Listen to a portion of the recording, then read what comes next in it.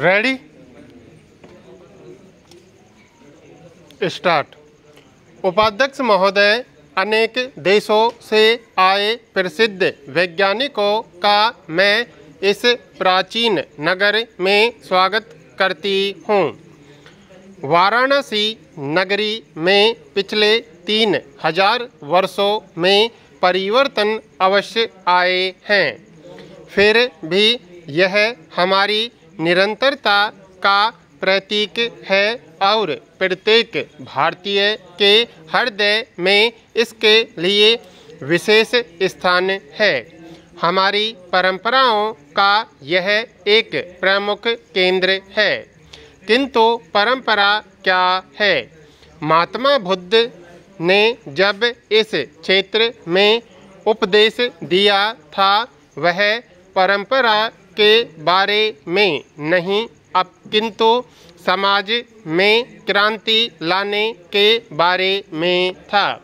इस नगरी को मान देने वाले बड़े बड़े विद्वानों ने मानव मन की अतल गहराई में बैठकर बराबर नई नई खोजें की और उनकी प्रत्येक नई खोज एक क्रांति थी। इस विश्वविद्यालय के संस्थापक मालवीय जी चाहे परंपरावादी माने जाते थे, किंतु शिक्षा के क्षेत्र में क्या उन्होंने विज्ञान और इंजीनियरिंग को प्रोत्साहन नहीं दिया? हमारे महान दार्शनिक डॉक्टर राधाकृष्णन ने कहा है कि हम बीते समय के कैदी न बने बल्कि भविष्य के यात्री बने। भारतवर्ष में कुछ लक्ष्य और विश्वास हमें प्रेरित करते आ रहे हैं।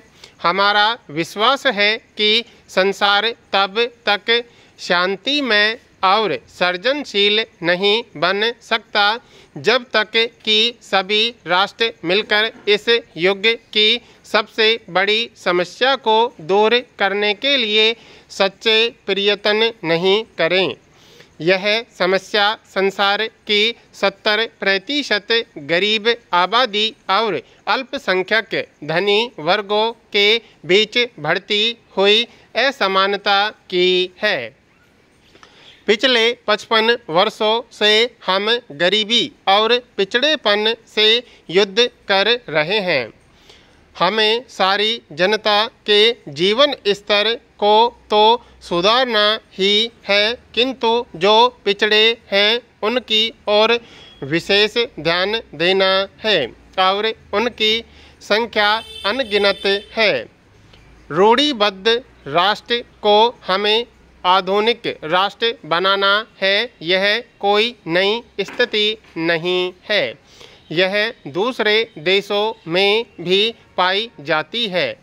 अंतर केवल इतना है कि हमारी समस्याएं पैमाने में इतनी बड़ी हैं कि संख्यामूलक परिवर्तन से ही हम संतोष नहीं कर सकते। विज्ञान द्वारा ही रास्ता तेजी से तय हो सकता है।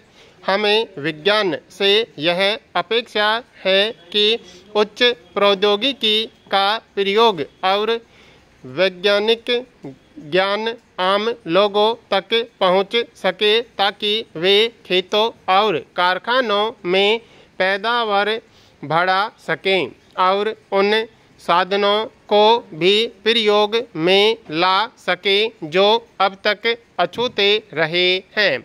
किसी भी देश में विज्ञान का प्रमुख उद्देश्य यही रहेगा। उसके दूसरे पहलुओं और बुनियादी विज्ञान की ओर भी हमारा ध्यान है।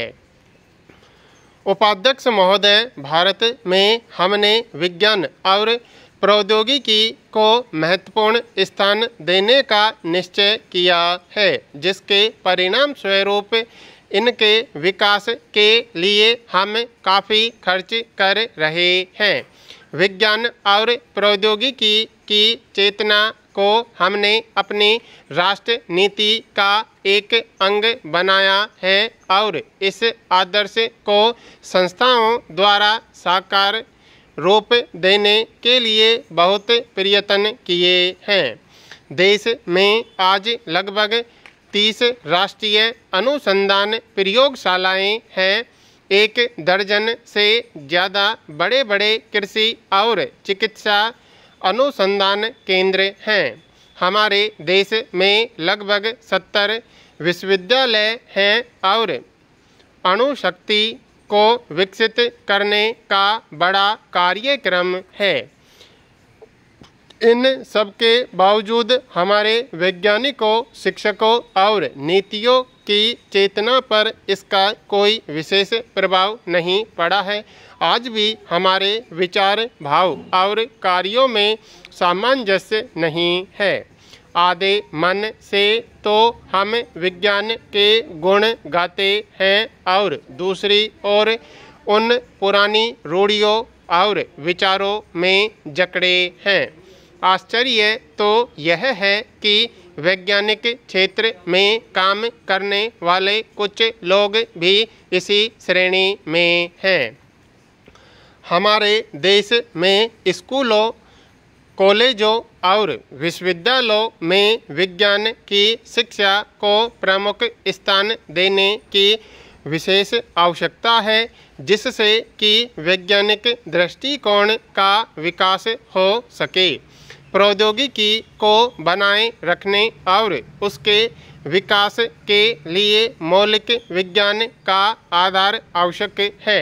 हम विकसित देशों की उच्च प्रौद्योगिकी उधार लेकर आगे बढ़ सकते हैं, लेकिन कोई भी राष्ट्र केवल उधार के बल पर ही प्रगति नहीं कर सकता।